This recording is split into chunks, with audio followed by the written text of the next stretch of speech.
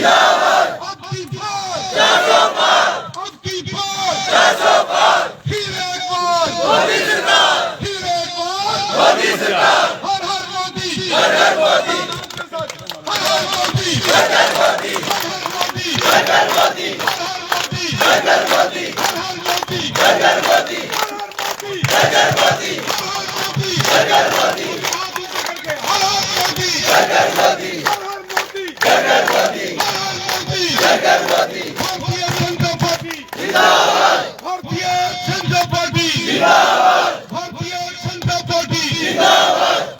साथियों, वमा की मुकद्दस सरजमी पर अलग अलग एरिए से दूर दराज से आए हुए तमाम साथियों को मैं नमस्कार और सलाम पेश करता हूं।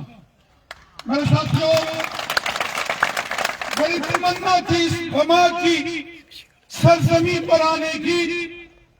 वमा की इस खूबसूरत सरजमी पर जब मैं आया, मैं सच बताऊं, मेरा दिल खुशी से भर हो गया। आधी की सरजमी के सपूत सरव सिंह नाग साहब, जब आपने उनको डीडीसी का मेंबर बना के जिताया, तो भारतीय जनता पार्टी ने उन्हें डिस्ट्रिक्ट रियासी का मालिक बना के डीडीसी के चेयरमैन बीजेपी ने बनाया। और साथियों, मुझे याद है अक्सर सरव सिंह नाग साहब, रोहित दुबे जी और यहाँ के जो बीडीसी के चेयरपर्सन ठाकुर अशोक जी, पवन जी, तेज सिंह जी अक्सर मुझे कहते थे कि हमें भमाल के पहाड़ों के दर्शन के लिए मुझे आना। और आज मैं आपके बीच में आया हूं। आपका जोश, आपका जुनून, आपकी हौसला अफजाई देख के मैं यकीनन इस बात को दोहराता हूं जो हमारे तेज सिंह साहब ने कहा कि प्रचंड बहुमत से भमाल की ये जनता तीसरी बार मोदी साहब को प्रधानमंत्री बनाने में अपना पूरा योगदान देगी।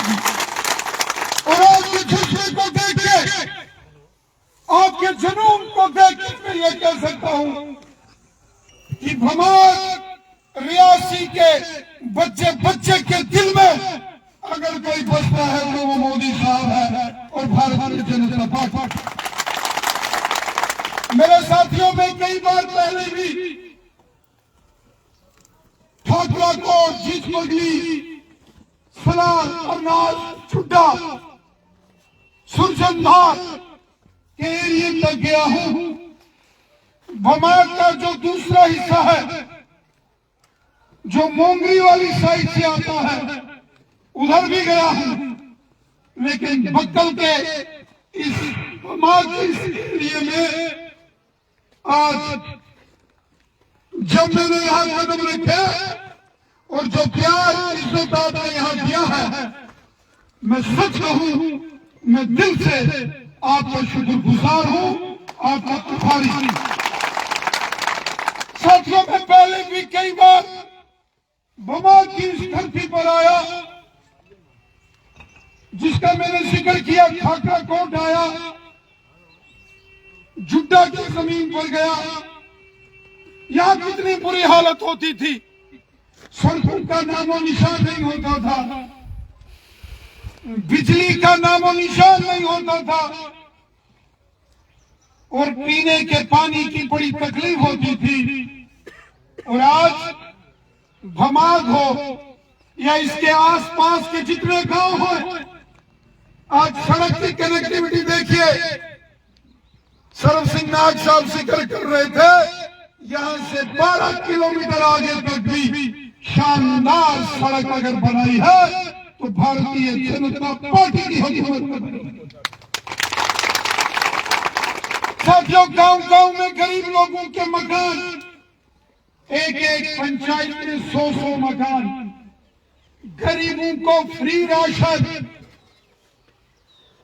गरीब के बच्चे को स्कॉलरशिप, किसानों के खाते में 6-6 हजार, गरीब लोगों को 1000-1000 पेंशन,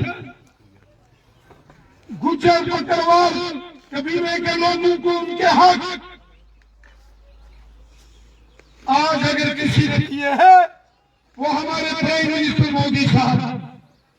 और मोदी साहब ने जो सबसे बड़ा काम किया, गोल्डन कार्ड। भगवान ना करे कोई बीमार हो, लेकिन इंसान का शरीर है, बीमारी कभी न कभी कहीं न कहीं लग जाती। लेकिन साथियों, आज मोदी साहब ने जो गोल्डन कार्ड दिए, हर एक शख्स, गरीब, मजदूर, किसान, दुकानदार, सरकारी मुलाजिम या कोई भी हो, हर एक की जेब में गोल्डन कार्ड है। जिस गोल्डन कार्ड से 5-5 लाख रुपए का इलाज एक साल में एक शख्स करा सकता है।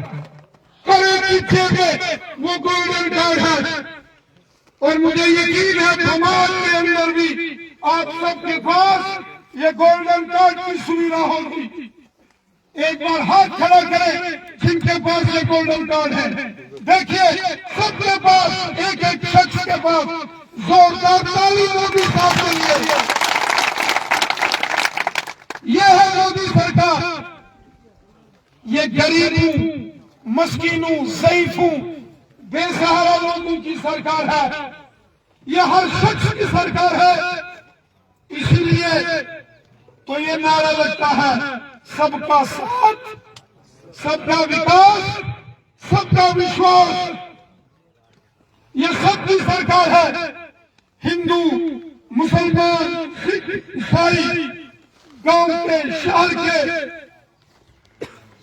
हर एक हिंदुस्तानी की अगर किसी को कदर है, वो हमारे प्राइम मिनिस्टर मोदी साहब।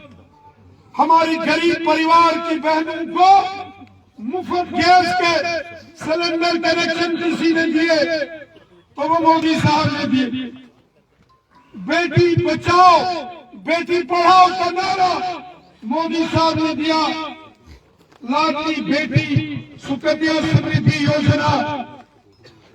और सबसे बड़ी बात, हमारी माताओं बहनों का मान सम्मान अगर आज पूरे हिंदुस्तान में बड़ा है, वो हमारे प्राइम मिनिस्टर मोदी साहब की देन। साथियों, आज केवल हिंदुस्तान में ही नहीं, पूरी दुनिया के अंदर मोदी साहब का डंका बजता है। मोदी साहब अगर दुनिया के किसी देश में, अमेरिका, इंग्लैंड, फ्रांस, रूस, जर्मनी जाते हैं, आधी रात को उस देश के लोग हमारे प्रधानमंत्री मोदी साहब को देखने के लिए आते हैं। एक फकीर आदमी है जिनका अपना कुछ नहीं है, जो कुछ है देश का है, देश के लिए है। और इसलिए बमाक के मेरे भाई बहनों, जब 26 अप्रैल आज से 21 दिन के बाद जब वोट पड़ेंगे, मैं आपसे हाथ जोड़कर गुजारिश करता हूं, 26 अप्रैल सुबह 7 बजे तैयार होकर अपने अपने पोलिंग स्टेशन पर जाकर कमल के फूल का बटन दबाकर तीसरी बार नरेंद्र मोदी साहब को देश का प्रधानमंत्री बनाने में आप सबका सहयोग चाहिए, मदद चाहिए। हमारे यहाँ के मेंबर पार्लियामेंट श्रीमान जुगल किशोर शर्मा जी, जैसे हमारे भगत साहब ने बताया, कोई दुख तकलीफ परेशानी अगर किसी को हो, वो हमेशा लोगों के बीच में रहते, लोगों की परेशानियां दूर करने में हमेशा लोगों के मुश्किल वक्त लोगों के साथ खड़े रहने वाले वो शख्स है। आम लोगों की तरह जिंदगी जीते हैं, जमीन पर चौकड़ी मारकर बैठने वाले शख्स हैं जुगल किशोर शर्मा साहब। 2 बार MLA रहे, 2 बार मेंबर पार्लियामेंट रहे। अब पार्टी ने उन्हें तीसरी बार मेंबर पार्लियामेंट के लिए मौका दिया है। यकीनन वो आपके बीच में आएंगे और हम आपसे वादा करते हैं जो जो आपकी परेशानियां मुश्किलातें हैं आने वाले सालों में हम सब मिलकर, उसमें नाग साहब हो, हम हो, जुगल किशोर जी हो, हम सब भमाल की क्षमता के साथ हैं और हमेशा आपके साथ रहेंगे। मेरे साथियों, आज ये भमाल का एरिया, ये बक्कल का एरिया न केवल रियासी या जम्मू कश्मीर बल्कि पूरे हिंदुस्तान में, पूरी दुनिया में अगर आज किसी गांव का जिक्र आता है, वो पूरी बक्कल का जिक्र आता है।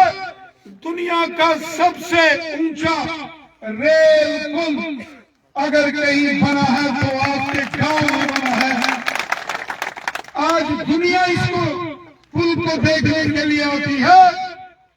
वो जमाना था जब कांग्रेस, एनसी और पीडीपी की सरकारें थी और यहाँ सड़क तक नहीं होती थी।